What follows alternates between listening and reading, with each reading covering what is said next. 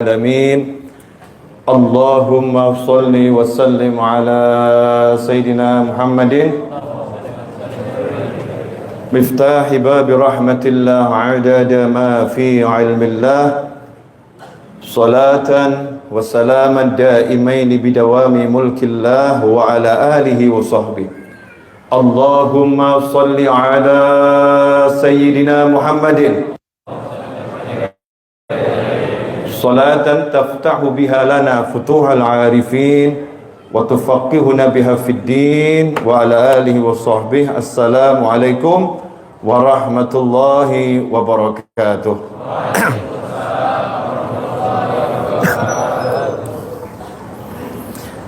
Alhamdulillah bisa kumpul kembali sehat walafiat untuk cari ilmu di masjid yang mulia ini, Masjid Raya Bintaro Jaya. Mudah-mudahan kita menjadi orang-orang yang berjaya dunia akhirah. Amin.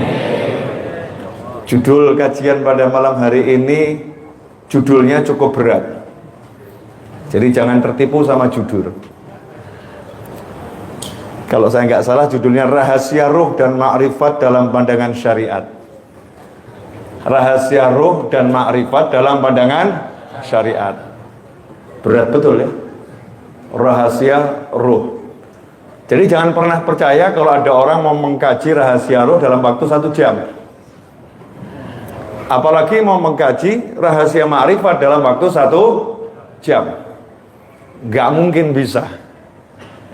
Dan kalau udah dibilang rahasia ruh, ya rahasia ruh, gak ada yang ngerti. Gak ada yang ngerti. Makanya pengajian ini di awal sudah berakhir. Wassalamualaikum warahmatullahi wabarakatuh. Kadang-kadang kita ini aneh, sok tahu tentang ruh. Ya, sok tahu tentang ruh. Yang nyata aja nggak paham, apalagi yang nggak kelihatan. Tubuh kita ini loh, tubuh kita manusia, Masya Allah. Di balik kulit kita ini ada makhluk Allah yang luar biasa. Yang jadi dokter paham itu. Betapa banyak itu sel-sel di tubuh manusia yang bekerja dengan sangat teratur.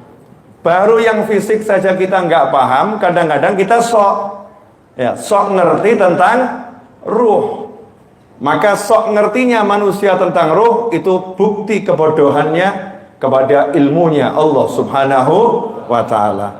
Dan itu pernah dilakukan oleh orang-orang Yahudi ketika bertanya kepada Nabi Muhammad sallallahu alaihi wasallam, dan itu diabadikan oleh Allah Ta'ala di dalam Al-Quran. Ada sekelompok oknum Yahudi. Ya, ada sekelompok oknum Yahudi penasaran tentang ruh. Nah, bicara ruh sendiri dalam bahasa Arab, ruh itu punya banyak arti. Ruh punya banyak arti. Termasuk malaikat Jibril juga disebut Ar-Ruh. Ruh juga nama malaikat. Al-Quran itu juga terkadang disebut dengan kata Ar-Ruh. Maka dari katanya saja ruh ini udah maknanya luar biasa. Cuman yang mau kita bahas malam hari ini adalah ruh dalam arti diri kita yang berada di dalam balik jasad yang tersembunyi ini. Ruh yang dengannya manusia dikatakan hidup sebagai manusia. Ruh yang berpindah-pindah dari satu alam ke alam yang lain sampai nanti akhirnya tinggal di alam surgawi abadi selama-lamanya dalam kebahagiaan. Maka hal tersebut pernah ditanyakan oleh sekelompok oknum Yahudi yang penasaran tentang ruh. Nanya sama Nabi Muhammad SAW. Nah, ini menarik ya.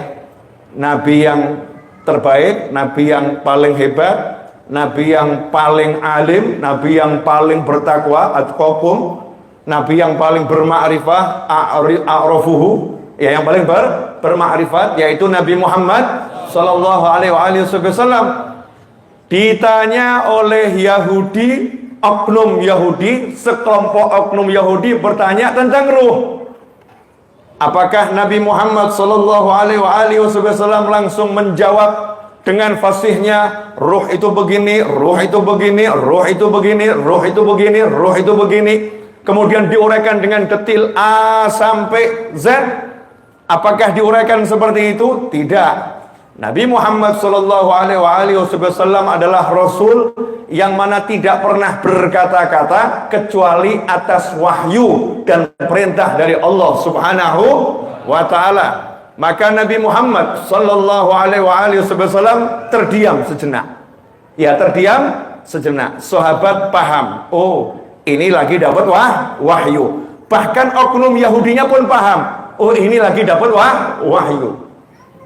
Terdiam sejenak dan terlihat perubahan fisik Nabi Muhammad sallallahu alaihi wasallam. Setelah itu Rasul membacakan wahyunya Allah Subhanahu wa taala dalam surat Al-Isra ayat 85. Al-Isra ayat 85. Wa yas'alunaka 'anir ruh. Wa yas'alunaka 'anir ruh. Dulu ini ya, dulu ada sekelompok oknum Yahudi pernah nanya pada Nabi Muhammad sallallahu alaihi wasallam, dan mereka bertanya kepadamu tentang ar-ruh. Bertanya kepadamu tentang ar-ruh. Apa perintah Allah kepada Nabi Muhammad SAW? Apa petunjuk Allah kepada Nabi Muhammad sallallahu alaihi wasallam? Apakah Allah perintahkan Rasul jelaskan ruh itu bagaimana? Jelaskan ruh itu seperti apa? Apakah begitu? Ternyata tidak. Allah menyatakan, "Qulir ruhu min amri rabbi." Qulir ruhu min amri rabbi. Katakan wahai Nabi Muhammad SAW. Siapa nih yang nyuruh ngomong? Siapa yang nyuruh ngomong? Kul. Siapa yang berkata katakanlah? Siapa yang berkata katakanlah? Allah. Siapa yang berkata katakanlah? Allah. Jadi Allah memerintahkan Nabi Muhammad SAW untuk menjawab. Berarti ini jawabannya siapa? Allah. Yang ditanya siapa? Nabi Muhammad SAW. Yang menjawab siapa? Allah. Ini perlu digarisbawahi. Biar kita nggak ruwet ngurusi ruh. Ya, biar hidup nggak ngurusi ruh. Ya, nggak pusing dengan ruh. Kenapa? Wa yas'alunaka 'anir ruh. Mereka bertanya kepadamu tentang ruh. Ini Al-Quran. Ini Al-Quran. Ini kalamullah. Ini wahyunya Allah Ta'ala. Mereka bertanya kepadamu tentang ruh. Lantas apa jawaban Nabi Muhammad SAW? Beliau terdiam sejenak menunggu wahyunya Allah. Allah pun menyatakan, mereka bertanya kepadamu tentang ruh. Qulir ruh min amri rabbi. Katakanlah ar-ruh itu urusannya Allah. Urusannya Tuhanku. Ruh itu urusannya Tuhanku. Wa ma utitum minal ilmi illa qalila. Dan sesungguhnya kalian tidak diberi ilmu kecuali cuman sedikit. Udah ya? Berarti pengajiannya selesai atau? Selesai. Makanya nggak usah gaya hakikat ruh ini begini, ruh begitu, ruh. Sementara Allahnya bilang ruh urusannya Allah. Selesai. Jangan hidup membahas hakikat ruh. Ruh seperti apa? Ruh bagaimana dan lain sebagainya. Kita boleh memperbincangkan apa yang diperbincangkan oleh Nabi Muhammad sallallahu alaihi wasallam. Apa yang disampaikan oleh para sahabat dan para ulama yang betul-betul dikenal keilmuannya oleh Allah dan Nabi Muhammad sallallahu alaihi wasallam. Ternyata urusan ruh para ulama itu tidak bergerak penanya, tidak berucap lisannya, kecuali menjabarkan ayat Al-Quran dan hadis Nabi Muhammad sallallahu alaihi wasallam. Itu yang pertama. Dah, jangan nanya nama ruh saya siapa. Ya, jangan nanya wujud ruh saya seperti apa. Nama saya Naufal bin Muhammad Al-Idrus. Ya, Naufal bin Muhammad Al-Idrus. Wujud ruh saya seperti apa? Kalau zahir saya gantengnya seperti ini, apalagi ruhnya. Ya insya Allah lebih ganteng. Makanya ibu-ibu kalau wajahnya kok kurang cantik dibanding yang lain, ngomong sama suaminya, jangan khawatir mas, ini cuma wujud fisikku, wujud jasmaniku, wujud ruhku mengalahkan bidadari di alam surgawi. Ya Masya Allah. Mau lihat mati dulu. Ya mau lihat mati dulu. Nggak ada yang tahu hakikat ruh, nggak ada yang tahu hakikat ruh. Dan Nabi Muhammad SAW nggak pernah duduk sama sahabat ngobrolin ruh terus hidupnya, enggak. Yang diobrolkan oleh Nabi Muhammad SAW, ada yang sakit nggak? Yuk dijenguk. Udah makan belum? Belum. Sama, saya lapar. Ya. Kamu lapar? Iya. Yuk kita main ke rumah Abu Ayyub Al-Ansari. Dia punya makanan kelihatannya. Masya Allah.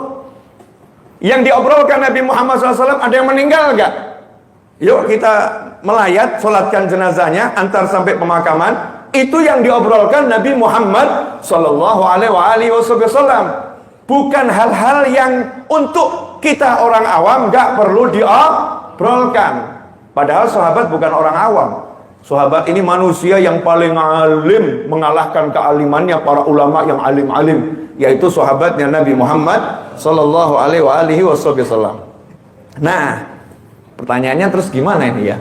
Kalau ruh urusannya Allah, apa yang perlu kita kenal dari ruh? Apa yang perlu kita kenal dari ruh? Jawabannya begini. Satu, ruh itu sifatnya abadi. Innama khuliqtum lil abad. Kamu diciptakan untuk hidup abadi, tapi mengalami mati. Merasakan yang namanya mati. Yang enggak mati, yang maha hidup hanya Allah subhanahu wa ta'ala. Kapan ruh itu diciptakan? Ruh diciptakan itu sudah zaman dahulu kala. Ya, sebelum jasad. Semua ruh diciptakan duf'atan wahidah. Kun fayakun. Ruh sudah ada. Jadi ruh-ruhnya calon anak kita sudah ada. Di mana? Nah, nanti Al-Quran yang jawab, jangan saya. Saya nggak layak ngomong tentang ruh. Biar Allah yang berbicara. Biar Allah yang menjelaskan bersama Nabi Muhammad sallallahu alaihi wasallam. Sekarang kita flashback dulu. Kadang-kadang kita ini jadi manusia aneh luar biasa kok. Dirinya sendiri nggak kenal. Nanya sama ibu-ibu dulu ya, Bu, dulu tinggal di mana? Dulu sebelum jadi manusia, ibu ada di mana?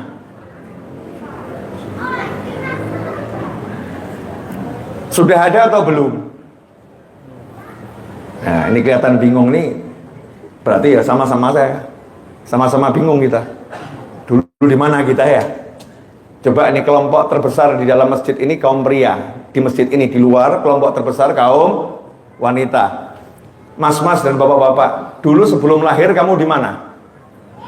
Sebelum lahir kamu di mana? Di perut ibu. Ya sebelum lahir kok ya.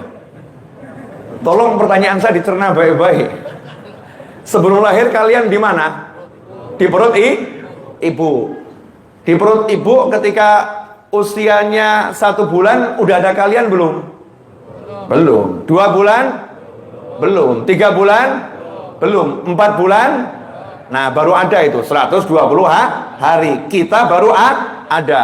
Kok kita tahu kita adanya usia 120 hari? Padahal dalam ilmu kedokteran itu usia sekian bulan kandungan belum sampai 120 hari jantungnya sudah berdegup. Betul? Ya. Bahkan bentuk janinnya udah kelihatan sempurna. Ada tangannya walaupun masih kecil. Tapi kita dikatakan kita sebagai manusia setelah ruhnya itu ada. Kapan ruh itu ada di tubuh seorang jabang bayi yang sifatnya masih sangat-sangat kecil ketika usianya 120 hari. Tahu ini dari mana? Dari mana? Dari Allah. Allah memberitahu siapa? Nabi Muhammad sallallahu alaihi wasallam. Berarti dari seluruh makhluk Allah yang paling paham urusan ruh siapa? Nabi Muhammad SAW. Cuman Rasulullah disuruh merahasiakan, nggak boleh bahas banyak. Cuman kita dikasih tahu 120 hari, tuh ditiupkan ruh. Bahasanya ditiupkan. Ya, wa nafakhna. Ditiupkan ruh. Maka ulama membahas, di situ ulama bahas niupkannya lewat mana?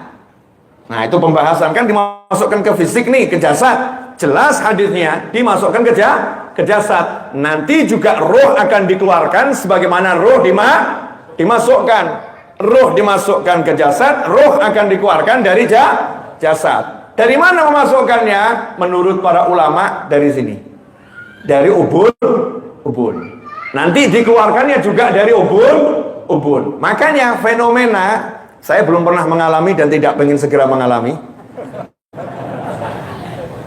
Bagi yang sudah berpengalaman ya, para ruh yang mungkin hadir di majelis ini, wallahu a'lam, itu atau tanya sama dokter, biasanya orang kalau meninggal dunia, matanya, bola matanya itu terpejam atau membelalak ke atas?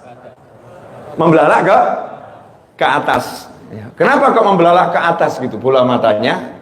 Dikatakan oleh para ulama karena penasaran ingin melihat rohnya.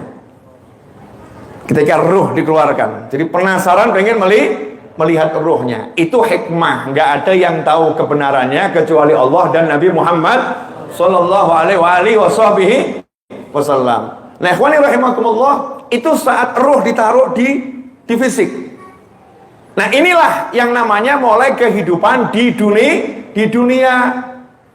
Makanya ada perlakuan khusus kalau bayi umur 120 hari meninggal dunia, ada syariat yang mengatur kehidupan sudah dimulai. Ini kehidupan dunia. Nah, sebelum kehidupan dunia ini roh di mana? Roh di mana? Berarti kita ini nggak tahu-tahu ada di perut gitu loh. Ada perjalanannya. Tapi kita lupa. Kita nggak ingat. Amnesia.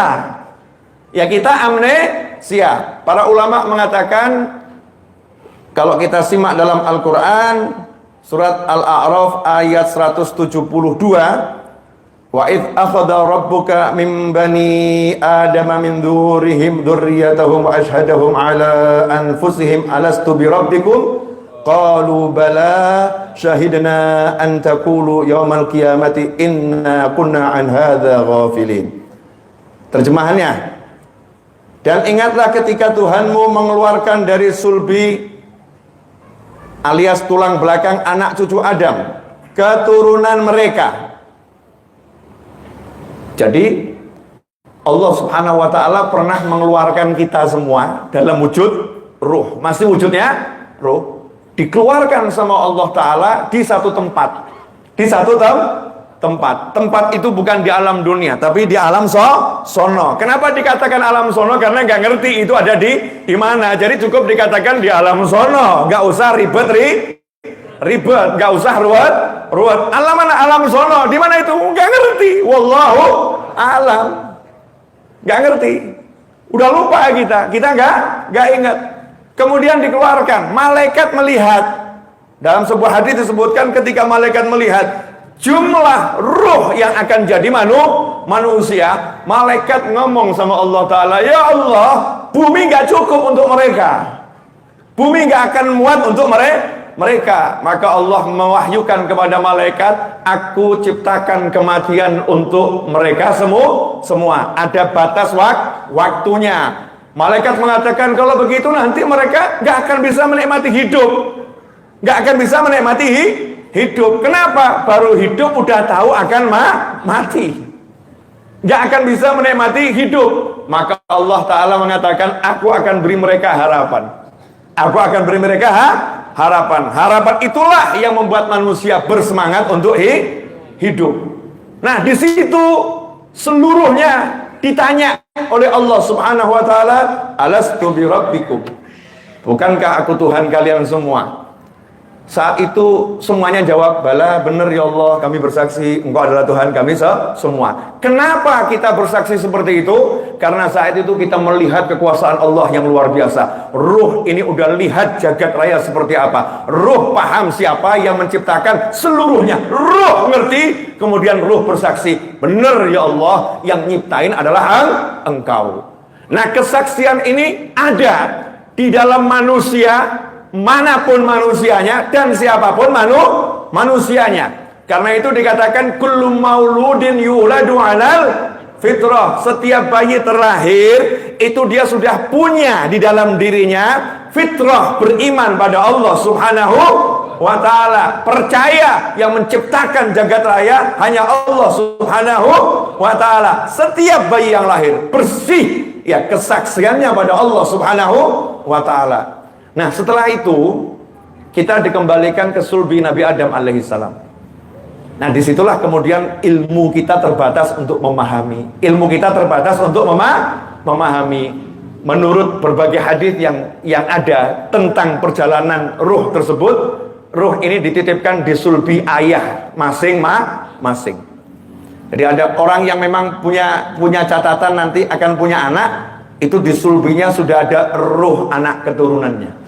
Ada ruh anak keturunannya di sulbi-sulbinya itu. Di mana itu? Wallahu a'lam. Kita nggak ngerti. Ini ilmunya Allah Subhanahu wa ta'ala. Kita nggak akan bahas itu. Nggak perlu dibahas. Nggak perlu dibahas. Ini rahasia yang kita nggak boleh mengungkapnya dan nggak bisa mengungkapnya. Karena yang tahu rahasia pun nggak ngomong.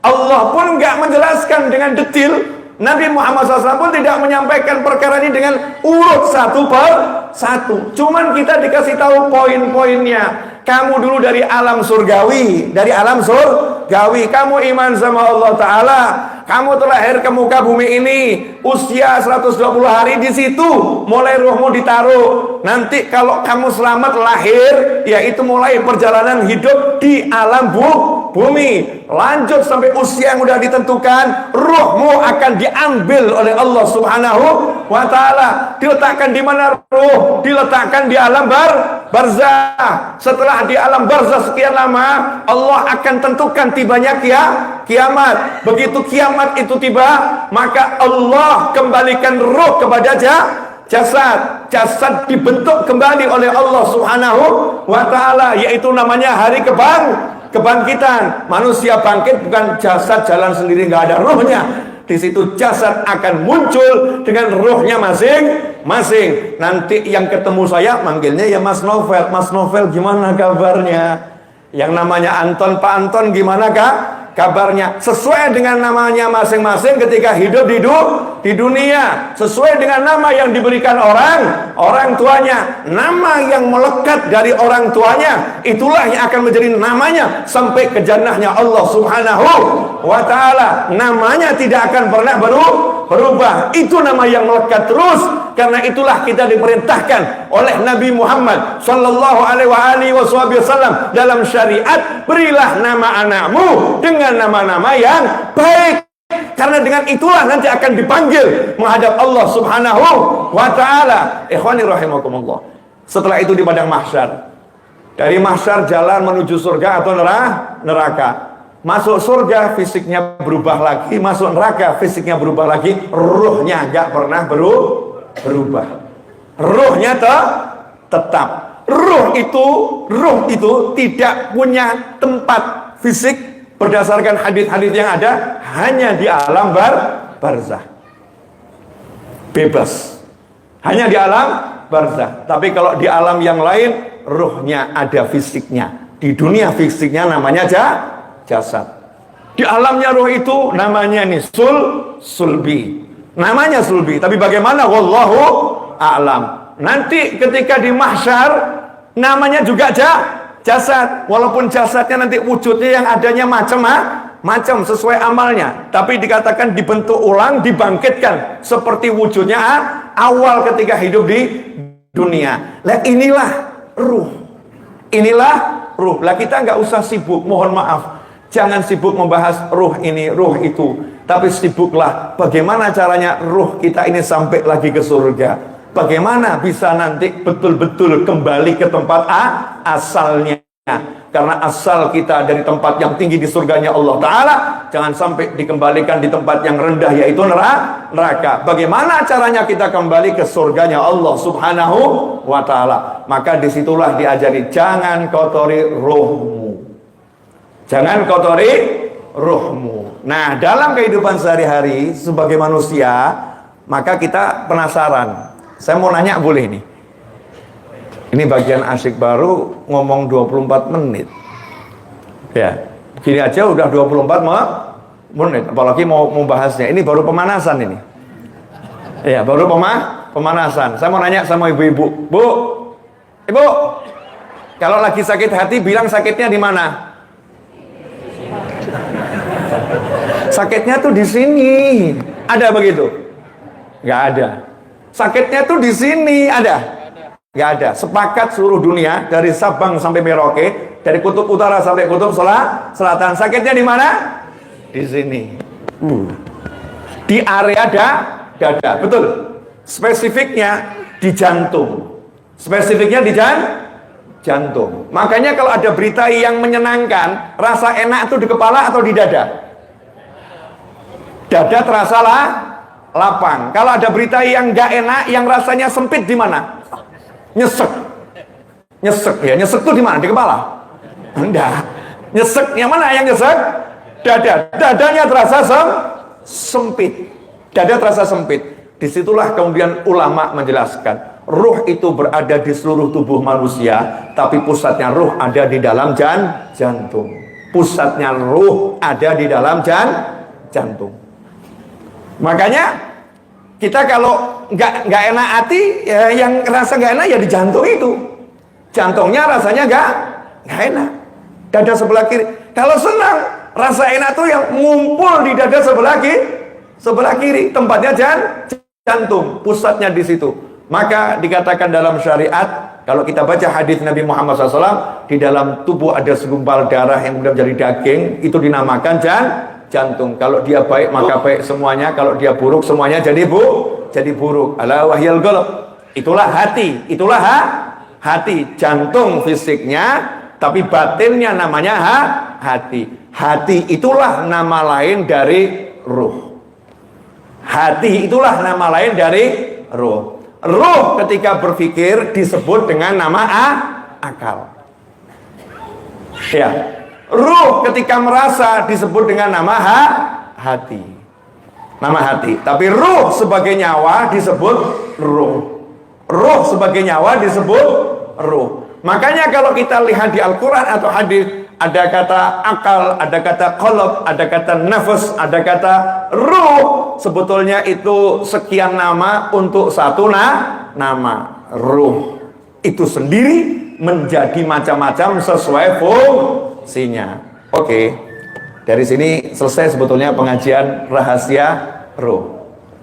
Singkat dulu, sekarang makrifat. Ya biar selesai. Ya makrifat. Kalau kita baca kitab Zubat, awwalu wajibin 'alal insani ma'rifatul ilahi bistiqani wa nutqu bisyahadati nu'tubira li sihhatil imani miman qadara. Itu santri-santri pondok-pondok pesantren ya insyaallah hafal itu ya. Wajib dihafalkan kitab Zubat. Itu kitab fikih. Di awal kitab Zubat itu disebutkan awal wajibin 'alal insani ma'rifatul ilahi bistiqani. Jadi kita nggak usah bahas-bahas makrifat. Kenapa? Karena itu kewajiban pertama kita. Jadi nggak mungkin kita syahadat tanpa makrifat, nggak mungkin. Jadi orang yang bersyahadat itu sudah bermakrifat. Oh kamu belum ngaji makrifat. Oh, kalau saya nggak bermakrifat nggak syahadat. Ma'rifatul ilah. Kenal Allah.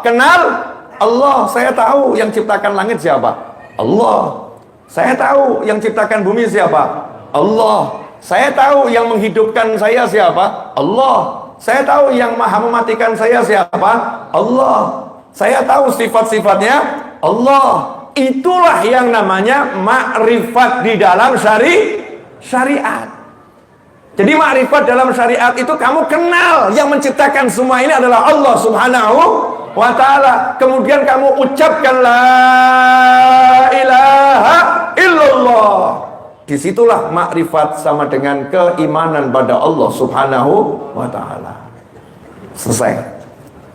Perlu dibahas lagi. Nah, ulama kemudian menjabarkan, makanya makrifat itu caranya ada dua. Yang pertama lewat wahyu, baik itu wahyu Al-Quran maupun hadis-hadis Nabi Muhammad Sallallahu Alaihi Wasallam. Karena kita nggak tahu yang ciptakan itu adalah Allah kecuali diberitahu oleh Allah. Kita nggak ngerti yang menghidupkan itu Allah kecuali diberitahu oleh Allah. Allah ngasih tahu lewat siapa? Lewat utusannya, para nabi dan rasul. Disitulah diantara fungsi nabi dan rasul mengenalkan hamba-hamba Allah ini bahwasanya Tuhan mereka, pencipta mereka hanyalah Allah Subhanahu wa ta'ala. Itu namanya ma'rifatul ilah, mengenal yang maha menciptakan. Yang kedua, kalau misalnya, nah ini ada kejadian ini di satu daerah di tengah hutan belantara, mungkin pedalaman Antartika, yang sampai sekarang jadi misteri Antartika ada di mana gitu ya. Masuk di pedalaman pegunungan es misalnya, ada satu orang nggak pernah ketemu manusia, nggak pernah ketemu manusia, kumpulnya sama penguin, ya, kumpulnya sama beruang es, nggak pernah ketemu manusia. Kemudian bisakah dia ma'rifah dengan Allah Ta'ala?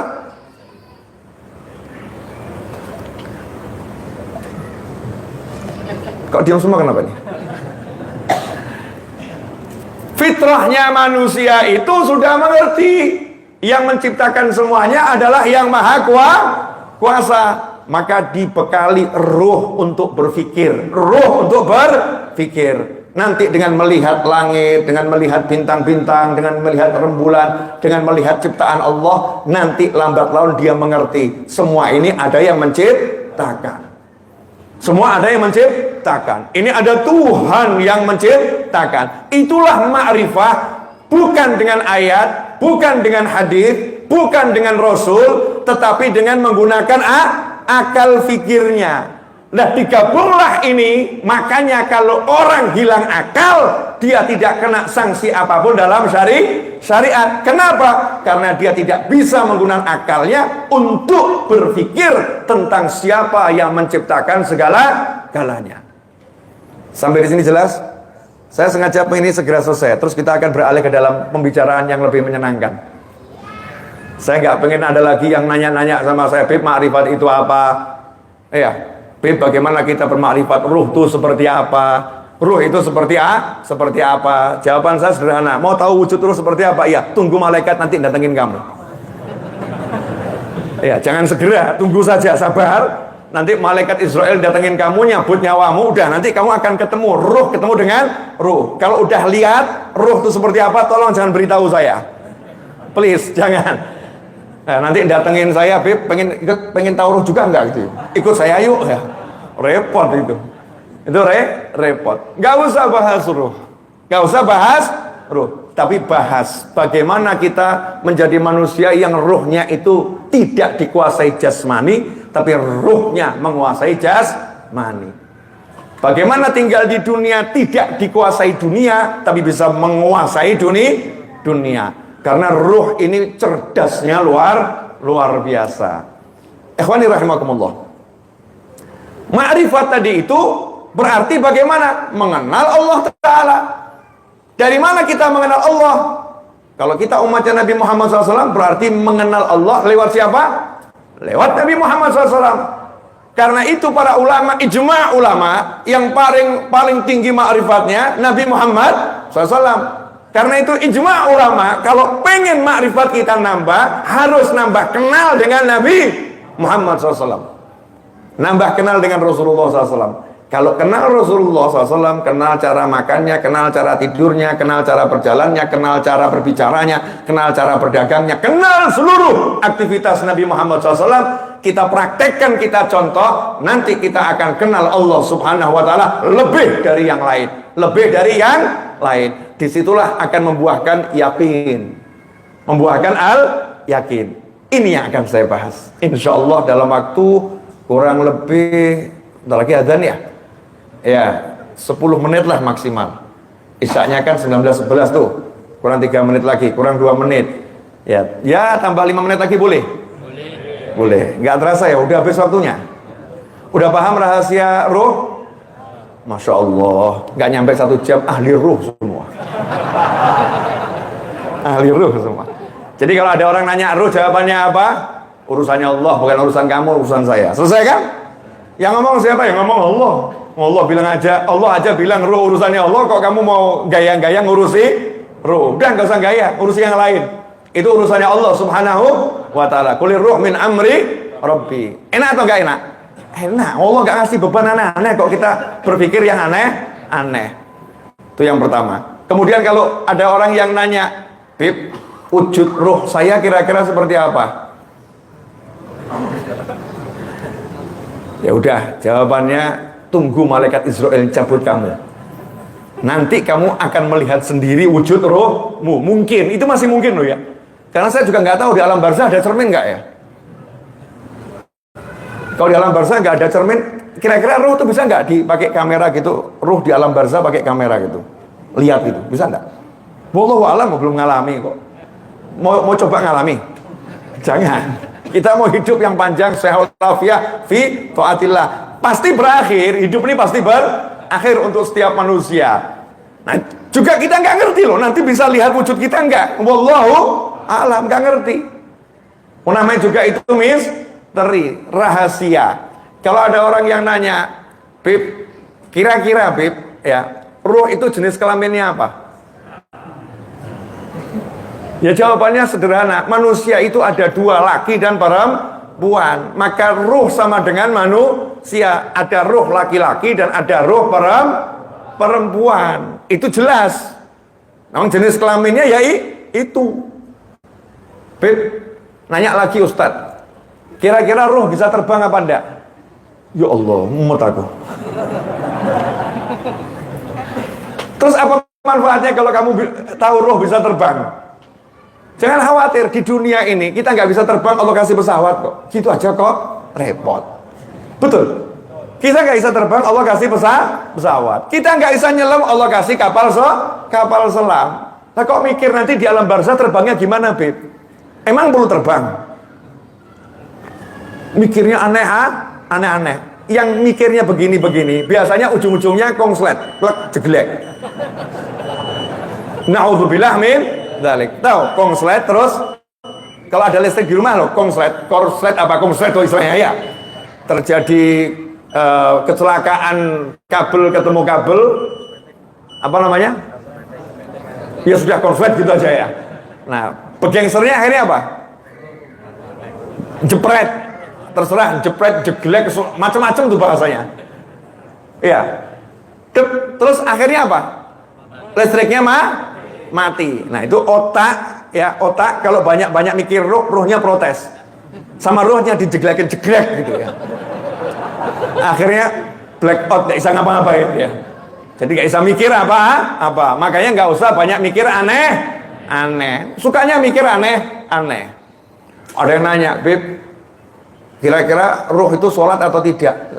Ya kamu tuh ya sholat pakai ruh. Yang sholat ini manusia. Fisiknya sholat, hatinya juga sholat. Nah, berarti ruhnya perlu wudhu. Nah ini jeglek lagi. Yang diwudhu itu bukan ruh, yang diwudhu itu jasad. Kalau jasadmu wudhu, nanti ruhmu jadi suci. Ruhnya muslim udah suci, dikatakan suci karena ketempelan dosa. Ya dibersihkan dengan wudhu. Enak lagi, Bib. Iya, ruh bisa kenalan sama jin apa enggak? Wah, Masya Allah, wong jin saja juga penasaran sama ruhnya dia kok. Jin itu kan nama makhluk. Untuk hidup kan jin butuh ruh. Yang nggak butuh ruh itu kan kambing, ya sapi, itu nggak butuh ruh. Makanya selesai. Jin itu ada ruhnya. Oh, jinnya juga bingung kok wujud rohnya jin seperti apa kok. Seperti apa ya wujudku. Jinnya juga bingung. Jangan kemudian roh saya berinteraksi dengan jin. Masya Allah. Ya Beb, yang malam Jumat gentayangan tuh rohnya siapa? Nggak ada roh gentayangan malam Jumat. Ya, yang gentayangan malam Jumat itu malaikat. Jadi jangan suka terkena propaganda untuk menjelekkan malam Jumat. Malam Jumat itu malam sholawat, malam Jumat itu malam Al-Kahfi, ya, malam Jumat itu malam zikir, malam Jumat itu malam hari rayanya umat Islam. Makanya nanti antum muslim kalau jadi sutradara mulai ganti. Jangan buat film-film serem malam Jumat. Malam Jumat. Masya Allah. Ini pencemaran malam Jumat ini. Pencemaran malam Jumat. Padahal kalau malam Jumat itu yang kita dengar, ya Rabbi sholli ala Muhammad, ya Rabbi sholli alaihi wasallim. Betul tak betul? Ya Nabi salam alaika, ya Rasul salam alaika, ya Habib salam alaika, sholawatullah alaika. Malam Jumat, betul. Jangan malam Jumat. Aneh. Itu pelecehan malam Jumat. Anehnya itu kok kita-kita ini loh, kita-kita ini kok sukanya buat jadi malam Jumat malam serem. Padahal itu malam yang paling mulia. Rubah ya, rubah malam Jumat malam yang paling mulia. Nanti kalau membuat yang serem-serem malam Ahad, malam Minggu, biar orang takut keluar hari Sabtu malam Minggu. Hati-hati lo malam Minggu. Itu biasanya nongol di situ malam Minggu dia. Keluarnya kalau malam Minggu, malam Jumat pengajian dia. Kalau malam Minggu dia nongol di situ serem. Hati-hati kamu, kan begitu.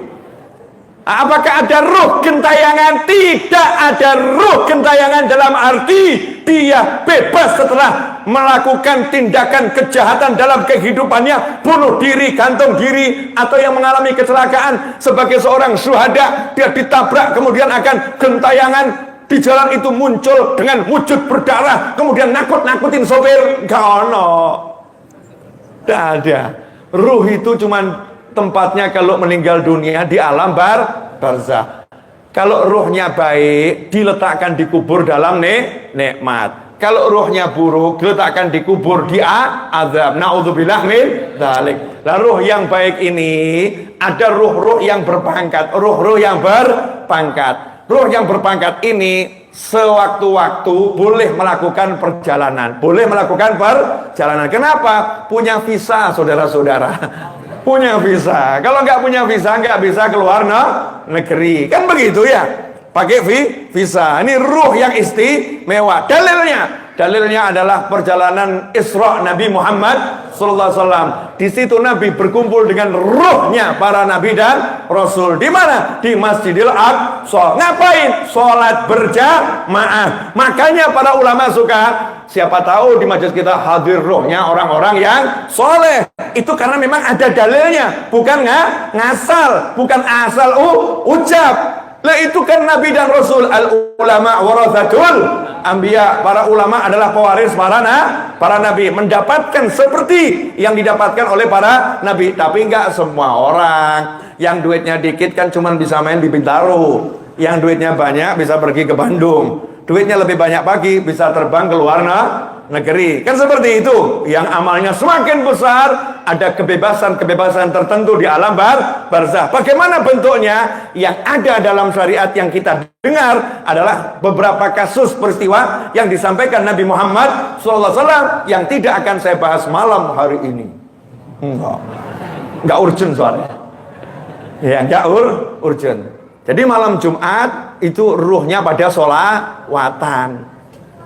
Yang jahat, ruhnya lagi dia jahat. Nah itu Beb, kadang-kadang kok di tempat-tempat bekas bunuh diri atau kecelakaan kok ada suara ya, suara aneh-aneh gitu ya.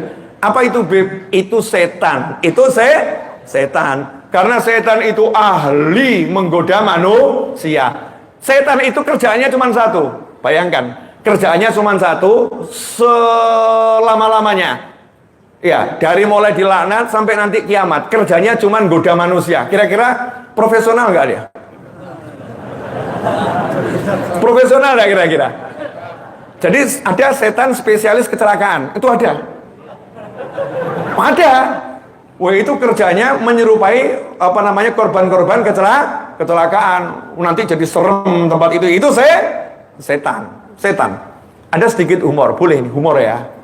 Tapi jangan dianggap sebagai kebenaran. Boleh? Ya. Ada satu ulama diminta membacain orang kesurupan. Nah, mau tahu cerita lebih lanjutnya? Selain waktu ketemu saya ceritakan langsung. Ini lucunya di sini itu ya. Lucunya di sini. Mau tahu lebih lanjut nanti ketemu saya, ceritanya gimana? Iya, ada. Oh, cerita yang begini-begini mahal, tidak untuk di-share khalayak ramai. Iya. Untuk khusus kok, khusus secangkir kopi saya ceritain nanti. Iya. Nanti saya ceritain.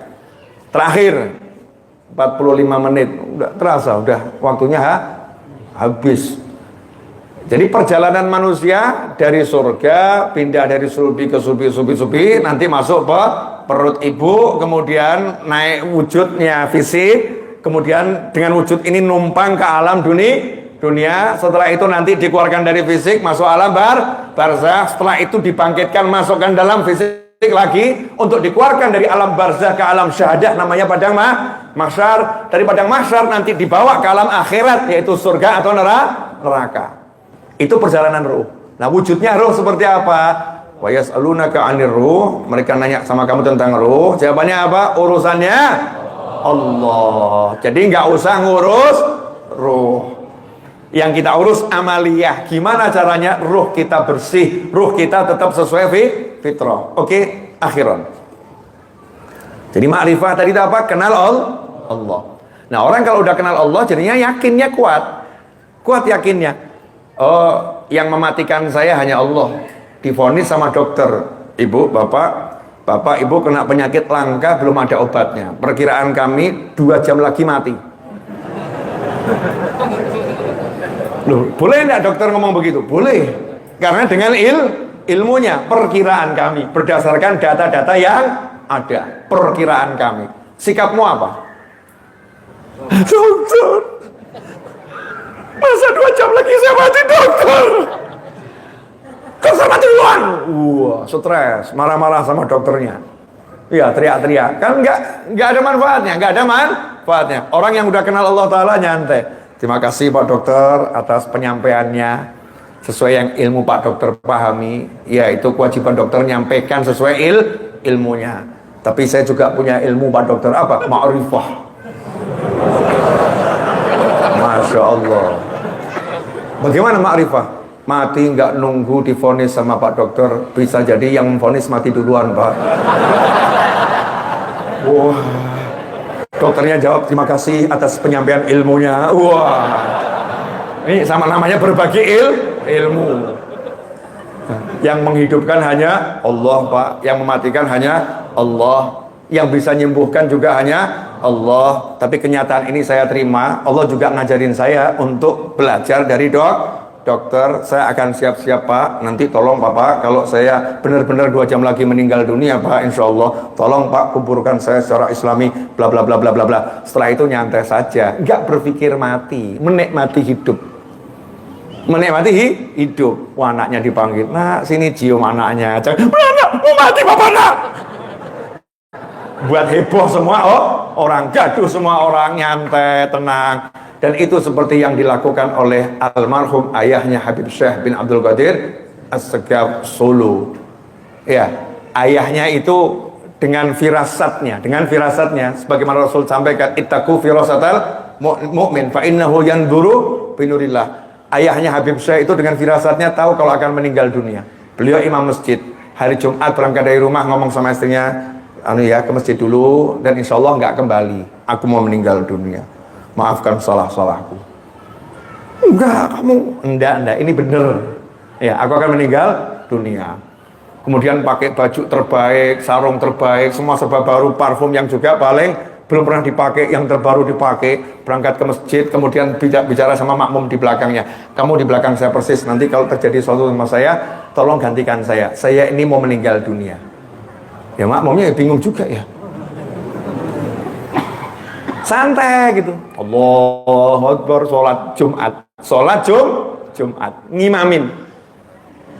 Ngimami sholat Jumat.